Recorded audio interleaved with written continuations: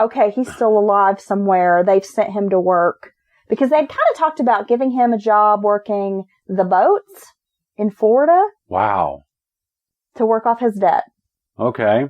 Assuming, like, helping with the transporting of the cocaine and marijuana that was coming in through the ports in Miami. It's almost like a game for these guys, because let's be honest, how long would it actually take for you to work off hundreds of thousands of dollars prostituting or physical labor? But it's like a game, a control, just like, look how badass we are. You know what I mean? And that's the part in all of this story, is that this poor woman has been kidnapped. She hasn't been able to talk to her family. They have no idea where she is. They're telling her, we're tied up with the mafia. We will kill you. She probably, everybody she sees, they're all bad people. So exactly. She believes them. It's true. Being groomed to be afraid. Yeah. To not try to leave the situation. Whoever points at her gets to have sex with her if they want. I mean, basically raped over and over. It's horrible. Yeah, they have no idea. I mean, they have no idea where she is, her family. She hasn't seen her boyfriend, doesn't know where he is. Is he alive? And all this because she's with dude in a damn hotel room. What Darlene does not know is Tommy Forrester is missing and no one has seen him since that day in December. And that's not good. Early December. What Darlene also does not know is a recovery effort and investigation has begun in the death of Lonnie Gamboa. At the mine shaft? And possibly her boyfriend, Thomas Forrester. The Orb Knob Mine was dormant since the Civil War. Wow. The investigating agencies reached out to the Department of Mines, which now falls under the Department of Energy, for guidance in navigating this mine. Right, so we got this old-ass mine. We think there might be a body down there. What do you think? The government agency advised against even going in there. They said that it could easily collapse, cave in, super dangerous. Right. They were not going to help assist in this. We're not going to offer up any engineers, right. Rescue folks. If you want to investigate this and find a body, you're on your own. And that's the experts. They're saying it's a very old mine with very, rather simple technology. 1800, whatever, mid-1800s, dug by hand. I mean, very you know treacherous. What I mean? Yeah, old timbers. We don't want to have any part of this. Yeah. And we advise you. Do not go in there. Do not. Nobody. Recovery of the bodies was going to be an ordeal. Now, this part of the story blows my fucking mind. It is. I mean, this whole story. Yeah. So the investigators want to go in. I'm keeping it straight in my head. They want to go in there and see if there's a body or more than one body, but there's no safe way to go in there. And if you recall, how do they know Lonnie Gamboa is in the bottom of the mine shaft? Remember JoJo Vines? Right. Kojak. Threw him in. Informant. Yeah. Has alerted the authorities. He finally got a hold of his contact and said this all has happened. Again, recovery of the bodies, huge ordeal. A stuntman who only wanted to be known as the Nashville Flame. That guy, the audio of that guy is incredible. I'm going to see if I can scrape up that audio. Please. And we will play some. I love that. Nashville Flame was rappelled down 250 feet to recover the two bodies. They had a crane, pulley, a rope system. They're strapping him in. So instead of trying to rappel off the walls or anything, they're basically taking the mine out of the equation. They're lowering him straight down into it. And now he was just in the area working on another project, right? We'll get into the Nashville Yeah, okay. Flame. Oh my, the Nashville Flame. The bodies were frozen. Individually, they had to be dug up from the ground. Okay. Because they are frozen kind of into the ground. All They've right. been there so long in these frigid right. temperatures, the elements. This is winter of 1981. Yeah, they used to be colder here, I think. So they had to do a total of 2 trips down into this dangerous, like, crater type of hole. So they're lowering the Nashville Flame into the hole from a fucking crane. Let's talk about the Nashville Flame. Please. That's his official name. He had it legally changed, by the way, to the Nashville Flame. He was born in Cherokee, North Carolina, lives in Nashville, and happened to be in Brevard, North Carolina, filming a movie when he heard the story about these 2 murder victims broadcast on the news.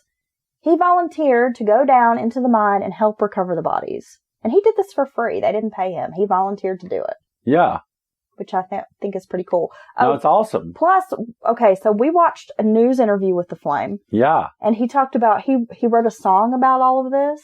Yeah. Which I guess is like a pretty sweet murder ballad. Oh, yeah. And was trying to sell copies of his song. Okay. So he could recoup some of the money. Right. That he felt he deserved for going into the mine. Yeah, but at the same time, he reiterated that he just wanted to help. Darlene is finally left alone on January the 25th, which is the day Forrester and Gamboa were pulled from the mine. Wow, that's funny. So it seems like someone got word that this is happening, and they decide to kind of just jump ship. They just cut her loose? They leave her alone. For the first time? In a motel room for the first time. She calls home to her mother, who tells her Tommy is dead. Darlene lets her mother know she's in Chicago. Now, at some point, I think just a day or two before this, they let her call home and tell her mother she hadn't been kidnapped and she was there of her own volition. Right. But they were forcing her to do this. She calls back, tells her mom, no, I've been kidnapped, I'm here, finds out this information about Tommy. Her mom gives her the phone number for the FBI. Okay. She gives them a call. Eventually, she's brought back to North Carolina. And during the pretrial days, she receives death threats and is eventually placed in like witness protection. I can't believe they didn't just take her out in some, lonely spot there in Illinois and just, kill her. I'm totally surprised. JoJo Vines is charged with first-degree murder along with Paul Bear. Both are sentenced to life in prison. So the informant got first-degree murder for throwing Gamboa in the hole. Yeah. In the mine shaft. Yeah. I find that a little interesting. I mean, though he was just an informant, he was not an undercover. I know there's some, there's some pretty, perhaps. There's some pretty good leeway and leniency sometimes with these deep cover, officers because they have to do bad shit to get in tight with these really bad people. So, but I'm still surprised kind of first degree, maybe. Well, and you would think in exchange for his testimony. Well, I'm saying he would get some kind of immunity. Well, at least down to manslaughter. And I'm not saying that that was horrible, but I mean, that was, if you look at the whole story, he was kind of in a really crazy situation. Well, I think most of us in a life or death situation, us or them mentality is going to kick in. Your basic instincts are going to kick in. I think morally, we can all say it would put us in a really tough spot. And I think he saved many more lives by what he did and informing on these very, very bad people. Gary Miller is charged with second-degree murder and 2 counts of first-degree kidnapping. He's given a 90-year life sentence. A 90-year sentence. Okay. Which basically is going to be like a life sentence. Basically. Alan Hadaway was given a 90-year sentence for 2 counts of first-degree kidnapping and second-degree murder. Wow. During the trial, information was released showing that Stymack had made several trips to North Carolina, including during the Labor Day 1981 weekend, to deliver Canadian Blue Valium to both Forrester and Gamboa. Hadaway asked Forrester to go to Florida and buy cocaine several times, explaining that Stymack would be the money backer for any drugs they bought. Okay. I'm going to send you on these trips. Money is no object. We've got Stymack. Westside Tommy is going to front any money you need. Right. Damn. In October, just before the Moffett branch raid, Miller, Gamboa, and Forrester had all gone to Florida together to buy cocaine. Okay, so they're doing these large drug runs. They are. In August of 1982, after everyone's arrested, Miller was involved in a sting operation where he tried to hire a contract killer to take out Darlene Callahan and JoJo Vines. After all the trials and stuff, or before the trials? This is while he's awaiting. He's okay. in jail, all awaiting. Right, so get rid of the witnesses. Yeah, he's been arrested. They haven't gone to trial yet. An ATF agent took a call from Miller's relative. It's hard to find a real contract killer. I'm just going to say that. And he was charged once more with more, yeah, like it matters at that point. Right. To be honest. According to the Department of Corrections, Miller, Vines, and Hadaway are free men now. Really? Bear, Papa Bear, Yeah. died in prison in 1989.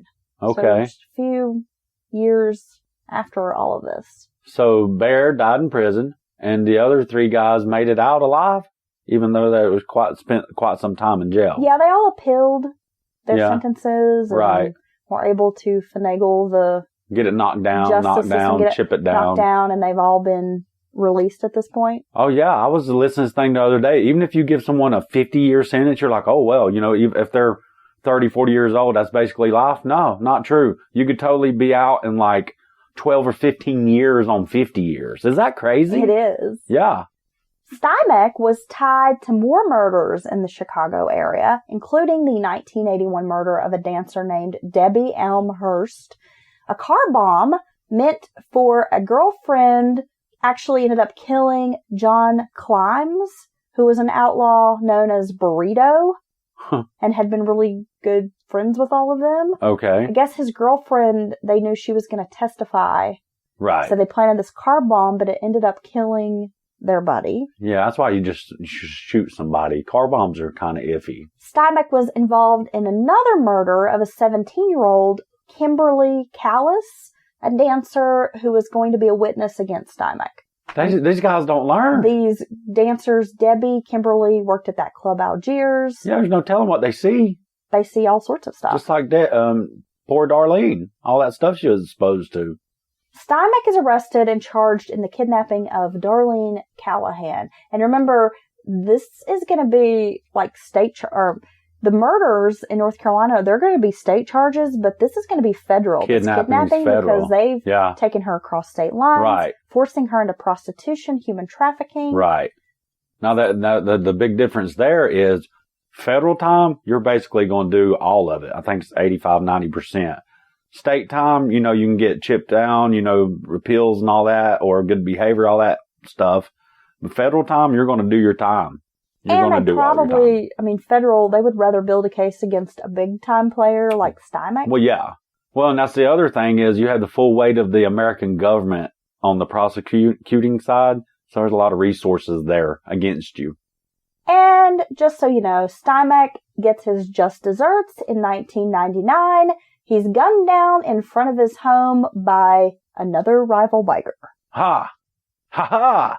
I wanted to be like a revenge movie where one of those dancers, like they kill their good friend and shit, but then she like plays her part and gets in really deep and and then she just fucking puts a gun and blows his dick off. And then she just crams it in she blows his dick off and then she takes his dick and chokes him with it. His dick. Would that be a good movie? Did we just write a movie? Is that a fucking heroin revenge movie? Yes. Okay, what are we going to call it? Well, we need to write the movie for this because this whole case is so... Yeah, no, seriously. I want to call it Choke on Your Own Dick. That's what I want to call the movie. I might have to play internationally. Okay. Okay, but this should be... I want Scorsese to head it up. And just let them, just give them free reign. Free reign. We'll bring it to Netflix. They'll back it. They'll let you do whatever. This movie's coming out. If you recall, there were allegedly other bodies in the mines.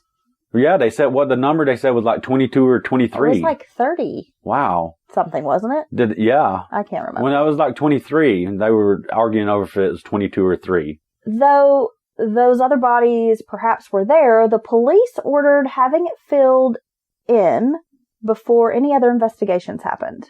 Right. And just honestly, they had a hard time getting the 2 that were recently thrown in there. It probably would put, personnel in just too much danger to recover the bodies. And the costs. If you could find them. And if you've got to consider these are small towns like Ashe County where the mine actually is. And they could have been boasting. Who knows if it's true. Now, if they had concrete evidence that they probably would have, Well, that's exactly what the state's attorney general said, and he closed the case altogether. Wow. I bet some people got some promotions and shit on this thing. Possibly. Lots of lieutenants and captains made in the law enforcement on this crap. Yeah, so this was a big hit for the Outlaws Motorcycle Gang. Yeah, and instead of chasing users around and all that shit and locking them up constantly and just keeping the court systems clogged up, when they can get at the head of the dragon like this, that actually gets you somewhere in our alleged drug war. You know, yeah, they put a